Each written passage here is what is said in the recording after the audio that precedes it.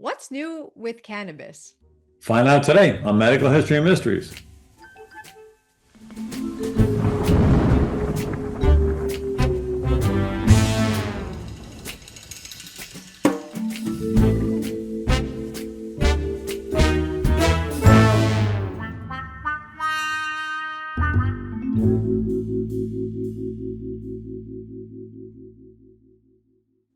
Hey, everybody, and welcome to Medical History Mysteries. I'm Pam Maragliano. With me, as always, my buddy Tom Viola. What is happening? It's good to see you, Pam. How are things going? Okay. Everything's really good. Good. Now, we're talking about cannabis this week. I feel Mhm. like we kind of know what's happening, but it sounds like there's some new information that's come out.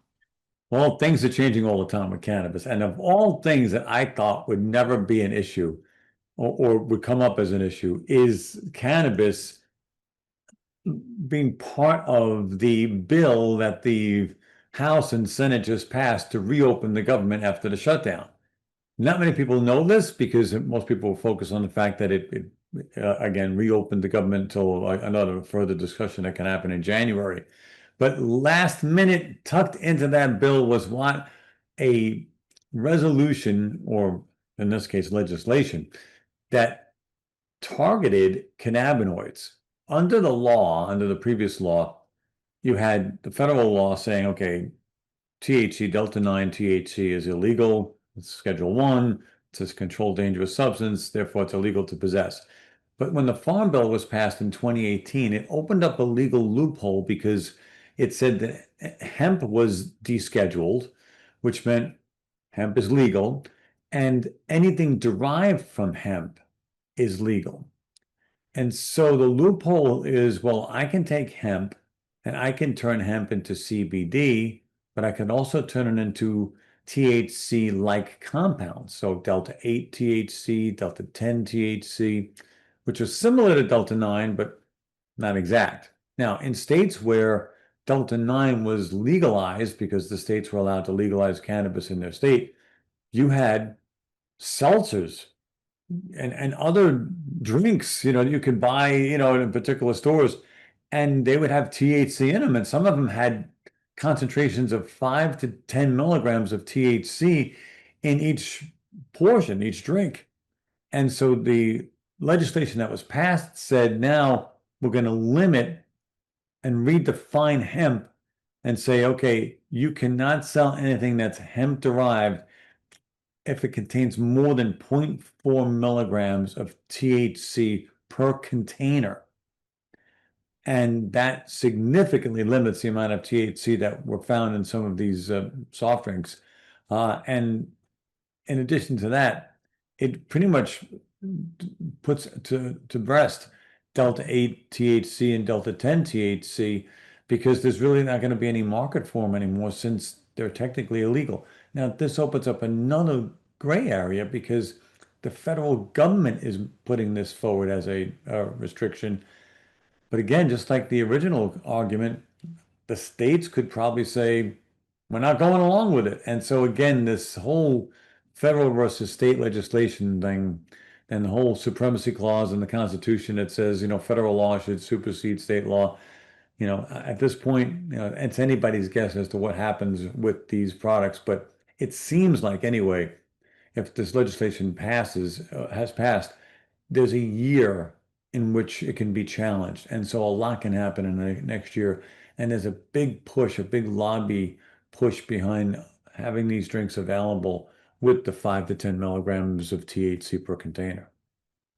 So, what does that mean for us as consumers? Is it just you're going to see maybe something packaged differently, or you might see the actual dosage being labeled differently, or maybe a little bit more obviously labeled if you're going to pick this up at a store?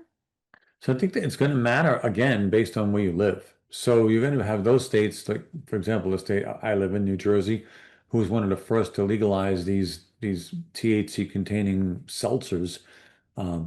Typically, a hard seltzer was always with alcohol, but this is with THC in it. Who might just thumb their nose at the federal government and say, "We don't care what you say, this is the way we're going to do it because it's our state." You might see some states who say, okay, we're going to try to comply with the federal law, still make the THC infused soft drinks available, but stick to the zero point 0.4 milligram per container dose. That may not make any of those products sell at all because people were counting on the 5 to 10 milligram dose, and now they're restricted to zero point 0.4.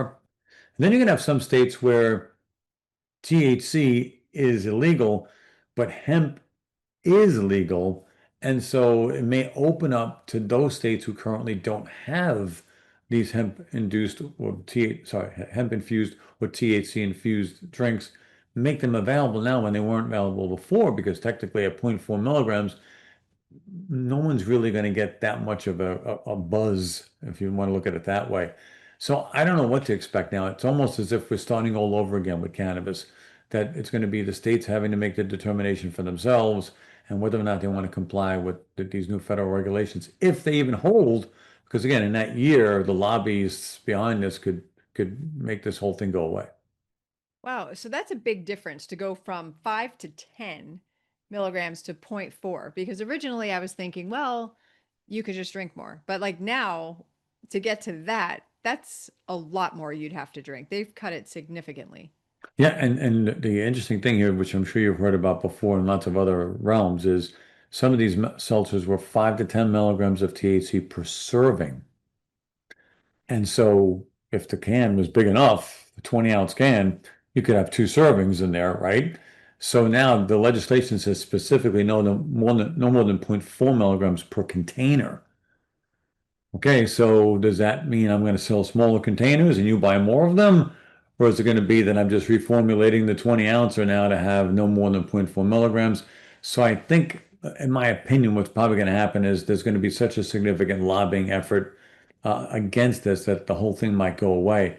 But it brings to light a much greater conversation, which is how many of our viewers knew that you could go in some states to a place that sells hard seltzers and buy a THC infused seltzer, and it just opens up the liability that people may not smoke cannabis, they might not vape cannabis, but they're ingesting it.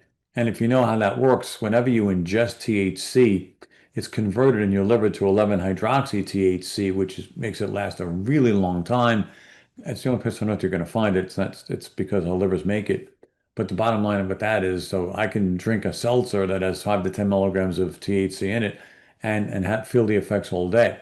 That's a problem if your employees operate machinery, drive trucks, operate forklifts, operate cranes, or even in our profession, you count on your dental assistant to be there for you and be on point the whole time. And now they're handing you the wrong instrument, let's say, or they're not doing their job. They're not taking the history the way they should because they're under the influence. So it opens up a lot of workplace problems and issues as well for HR.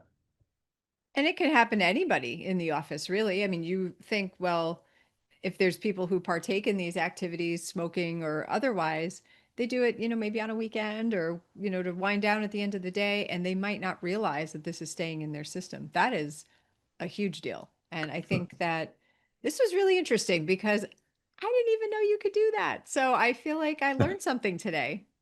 Yep, we'll see.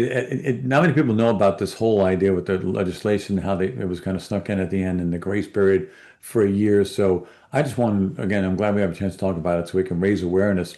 And let's just see how this pans out. I personally think, again, it's probably going to get struck down or at some point watered down.